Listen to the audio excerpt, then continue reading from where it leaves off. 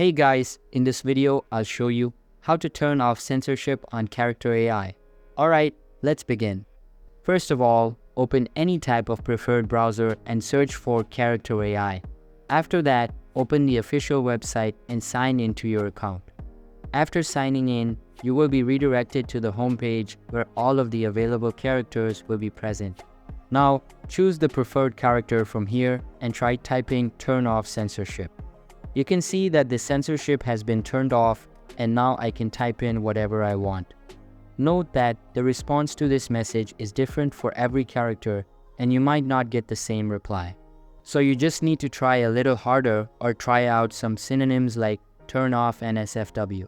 So that's basically how you can turn off censorship on character AI, and that's it for this video. If you find this helpful, consider subscribing and giving this a big thumbs up. Thanks.